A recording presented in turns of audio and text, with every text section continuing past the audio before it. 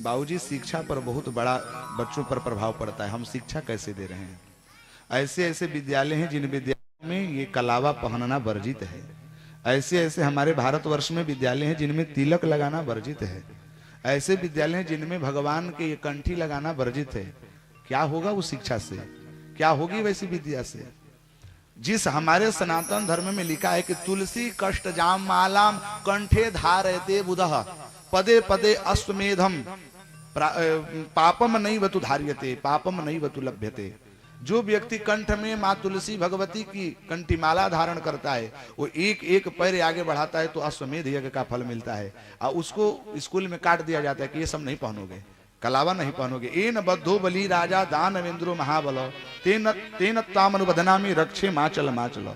रक्षा का विधान किया जाता है, उसको काट दिया जाता है। तिलक के लिए कहा गया है कि चंदनम वंदते नित्यम पवित्रम पापनाशनम आपदाम हरते नित्यम लक्ष्मी तिष्ठति सर्वदा। उस तिलक को मिटाने के लिए कहा दिया जा रहा है कि अब तुम पढ़ने आओगे तो ऐसे नहीं। अरे राम, इस शिक्षा पद्धति ही सब लोगों को व्यवस्थित कर दे रही है। संडा मर्क के यहाँ यही व्यवस्था था। नारायण का जप नहीं करना, पूजा पाठ नहीं करना, जितना हो सके हिंसा करना, देवताओं से बैर रखना, ब्राह्मण को देख करके उनको पीछे पड़ जाना, उनको मार डालना, ऐसे करके विद्या में थी। बेचारा छोटा सा बालक प्रहलाद पढ़ता तो था लेकिन बोलता था कहाँ आ गया। लेकिन क्या है, तुलसी जाके उत्तम प्रकृति का करे सुने, यही है। कैसे है दोहा, कैसे है ये याद है किसी को? रहीमन उत्तम प्रकृति जाके उत्तम प्रकृति काकरी सकई कुसंग चंदन विष व्यापक नहीं कि लपटे रहत भुजंग। ऐसे ही कदाचित वह दोहा है। अब हमें स्मरण है आप लोगों को किसी को?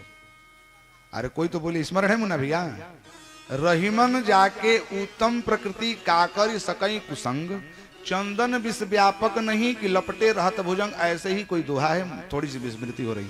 अर्थ भाव यही है कि जिसका विचार, जिसका भाव शुद्ध हो तो महाराज शराबियों के घर में रह करके भी शराब छुएगा तक नहीं। और नहीं तो जिसका मन बिगड़ा है तो बने पिदोषा प्रभवंती रागिणा। गृह स्थितम पंच इंद्रिय निग्रहश्च, वो कहीं भी रहेगा तो गड़बड़ मचा देगा। प्रहलाद जी ने कहा भले ही शिक्षा कैसी हो लेकिन मेरी शिक्षा तो नारायण पद्धति है, हम तो भक्ति के मार्ग पर चलेंगे। 6 महीना हुआ, प्रहलाद जी आए घर पे। बाबू बता क्या पढ़ा? बोला मैं तो यही पढ़ा, तत्साधु मन्ये सुरवर यदेहिनाम सनदास्तमद विघ्न धियाम सदग्रहात्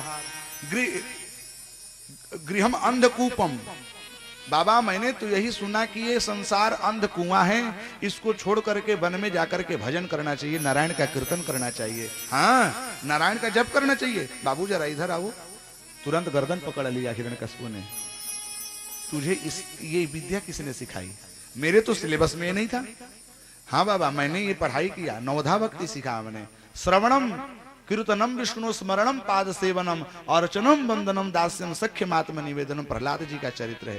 प्रहलाद जी कहते हैं कि प्रभु को प्राप्त करने के लिए 9 साधन है जिसको नवधा भक्ति कहते हैं। पिताजी आप भी इन 9 की साधना करें, आप नवधा भक्ति जीवन में धारण कीजिए, प्रभु आपको दर्शन देंगे। अरे राम राम राम राम। मम तु चंदन बने जातः कंटकद्रुमः। मेरी चंदन बन रूपी फुलवारी में ये कांटा कहां से निकल गया, इसको फेंक दो। उस प्रहलाद को न जाने कहां कहां से न फेंका गया, पहाड़ से पटक दिया, हाथी से कुचलवा दिया गया, लेकिन प्रहलाद को कुछ नहीं हुआ। एक दिन प्रहलाद को पकड़ करके कहा कि तू किसके बल पर उड़ रहा है? बोले मैं नारायण के बल पर उड़ रहा हूं। बता तेरा नारायण कहाँ है? बोले नारायण तो प्रत्येक कण कण में है, हरि व्यापक सर्वत्र समान। क्या इस खंभे में भी हैं? हाँ पिताजी। तो मह्यम के माम के मर्थम न दृश्यते, मुझे क्यों नहीं दिखाई दे रहा है? बोले पिताजी दिखाई तो दे लेकिन आपने गलत चश्मा डाल लिया है नेत्र में, आपके मोतिया बिंद हो गए, दिखाई कहां से दे? भक्ति रूपी चश्मा लगाएं तब तो दिखाई दे। यदि असौ सर्वत्र कसमा स्तंभे न दृश्यते। प्रहलाद जी ने कहा कि देख लो। तुरंत खड्ग निकाला, गदा निकाला, जिम ही प्रहार करने प्रयास किया। उसी समय सत्यम विधातुम निज वृत्त भाषणाम, अपने भक्तों की रक्षा करने के लिए, उनके बातों को लाज रखने के लिए साक्षात भगवान नरसिंह प्रकट हो गए। बोले नरसिंह भगवान की।